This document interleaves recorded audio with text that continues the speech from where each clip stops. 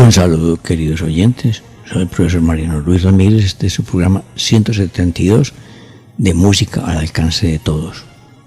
Pongamos en manos de Dios Padre, Hijo y Espíritu Santo este trabajo como emisora católica que es esta y como católico que somos nosotros. Continuamos con la música brasilera, su creación, desarrollo y extensión, la samba moderna. Recuerden que Brasil es el país de la samba. Junto con las escuelas de samba, Samba Enredo se convirtió en uno de los símbolos nacionales de Brasil. Inicialmente el samba enredo no fue enredo, pero que cambió cuando el Estado, más bien el Estado Novo de Getúlio Vargas, tomó la organización de los desfiles y obligó al samba enredo a hablar de la historia oficial de Brasil. La letra del samba enredo cuenta una historia que sirve como trama para el desarrollo de la presentación de la escuela de samba. Recuerden, en Brasil las escuelas de samba, los sambódromos, ya todo va alrededor del samba. En Brasil se usa como masculino. En general la canción es cantada por un hombre siempre acompañado de una pequeña guitarra que se llama cavaco y los tambores zurdos, caixas, repiques, etc. De la escuela de samba se produce un sonido complejo y textura densa conocido como batucada. Las batucadas son grupos de hombres o mujeres con tambores y dando unos ritmos especiales. Comenzó a desarrollarse como el carnaval de los ranchos, escuelas inicialmente con Mangueira, Portela, Imperio Serrano, Salgueiro, y en las décadas siguientes con Beija-Flor, Imperatriz Leopoldinense y Mocidade Independiente, hasta crecer y dominar el carnaval de Río, transformándolo en un gran negocio con un fuerte impacto en el movimiento turístico. Durante los años 30 era habitual en un desfile de la escuela de samba que en la primera parte, sin hacer de esto un samba, y la segunda parte los mejores versadores que improvisaban normalmente sambas, dejando de los terreiros de las escuelas actual cuadra. Estos eran conocidos como sambas de terreiro. Llega a la radio.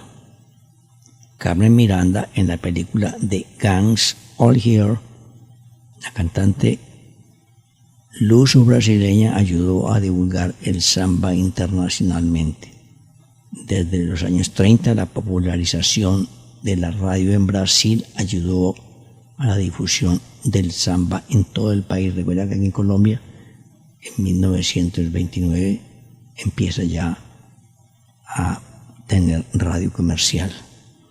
La emisión ayudó a popularizar el samba cansao, o sea, canción, y el samba exaltado, o sea, exaltado, subgéneros muy interpretados. El primer samba canción fue Ayo Loyo, 1928, con la grabación de Aracy Cortés, también conocido como samba de semestre del año.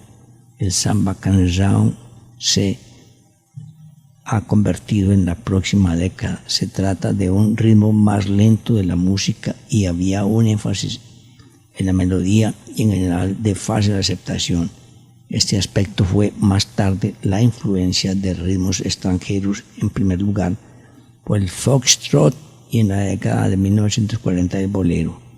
El foxtrot hay uno muy famoso, especialmente en Argentina. Escuchemos, la primera obra es Ay Loyo, Linda Flor Yaya. Ai, oi, oi, eu nasci pra sofrer. Fui olhar pra você, meu zoinho fechou. E quando os olhos eu abri, quis gritar, quis fugir, mas você, eu não sei porquê, você me chamou. Ai, ui, oh, tenha pena de mim, meu senhor do bom fim. Ustedes pueden verificar cómo el portugués es sumamente musical, dulce, suave, el italiano, y entonces se presta para ser más audible y más bonita la canción. El español podría hacerlo también, depende de quién lo cante. Son de la misma familia de lenguas románicas. El samba de morro hablan de la astucia, el comportamiento femenino, los barrios de Itugurios. El samba canción cambia el foco a la parte subjetiva del dolor y la ingratitud, principalmente por el sufrimiento, por el amor y como recordatorio del tema bolero cuando no asume un tono de queja. Se consideró un subgénero de clase media por excelencia. Más allá de ello, algunos otros clásicos del samba canción fueron Risc, No Rancho Fundo, Copacabana, Ningún me ama, Nadie me ama. La segunda obra, escuchemos, Ningún me ama. Los compositores más famosos fueron Noel Rosa, Ari Barroso, Lamartine Babó, Branguiña, también conocido como Joao de Barro, Ataújo Albas.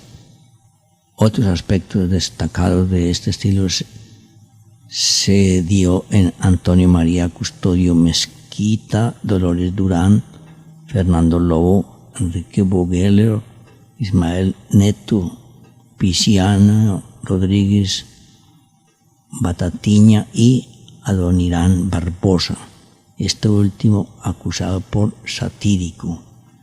Escuchemos la tercera obra de Adonirán Barbosa, de la década de 1950, con la aparición de la bossa nova.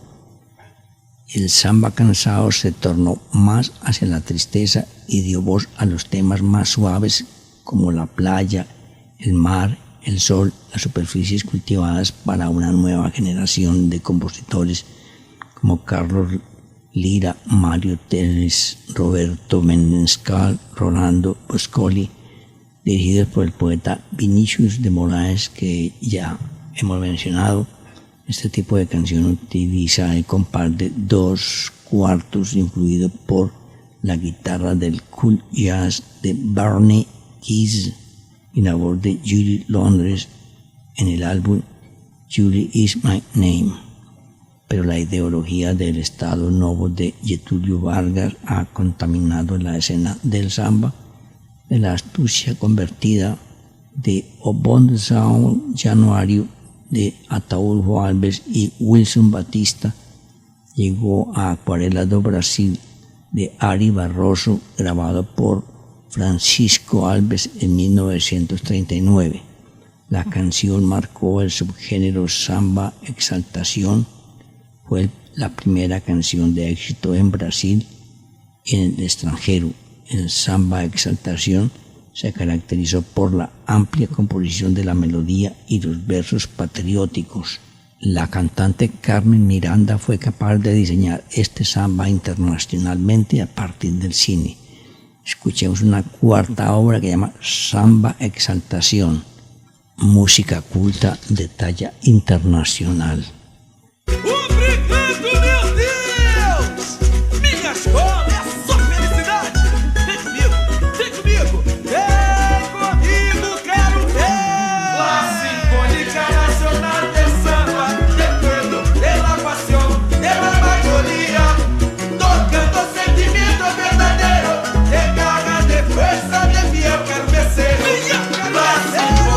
Nacional del samba, del pueblo, de la pasión.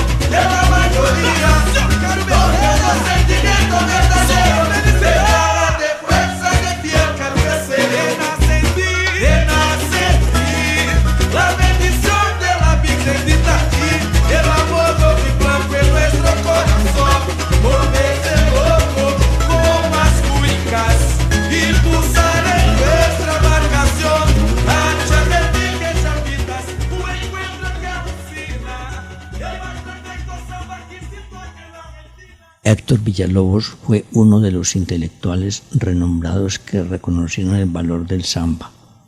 Con el apoyo del presidente Getúlio Vargas, el samba ganó estatus de música oficial de Brasil. Sin embargo, esta condición de la identidad nacional también fue el reconocimiento de intelectuales como Héctor Villalobos, quien dispuso una grabación con el maestro erudito América del Norte Leopold Stokowski en el Uruguay en 1940, que supuso Sombrero, Donga, Joao da Bahia, Pisinguinha y Seda Silda. Leopoldo Anthony Stokowski había nacido en Londres en 1882 y muere en Wallop en 1977. Fue un director de orquesta británico de ascendencia polaca e irlandesa. Se conocía especialmente por dirigir con un estilo particular a manos libres, eliminando la batuta tradicional y obteniendo exquisitos sonidos de las orquestas que dirigía. Cuando abordemos la música norteamericana daremos cuenta, Dios mediante, para tratar de muchos compositores y directores de música de fama mundial que llegaron a Norteamérica y se quedaron residiendo allí. También surgió en la década de 1940 una nueva cosecha de artistas como Francisco Alves, Mario Reis, Orlando Silva, Silvio Caldas y además Aracy de Almeida, Dalva de Oliveira, Eliseth Cardoso, entre otros. La quinta obra de Noel Rosa, Tres Apitos de Aracy y académica en Brasil. La música aborigen no es muy conocida, entre otras razones, por causa de que el propio territorio de Brasil todavía no ha sido explorado enteramente. Brasil es un país sumamente extenso, lo vimos al principio, con casi 300 millones de habitantes, con más de 8 millones de kilómetros cuadrados, y mucha selva, y el río Amazonas pues que es gigantesco.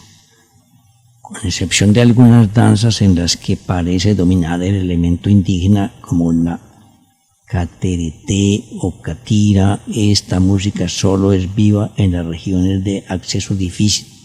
En los centros de población de la costa ha cedido el paso al elemento negro, que ha dado a la música brasileña su ardor y su riqueza rítmica inigualable, así como su percusión extremadamente variada.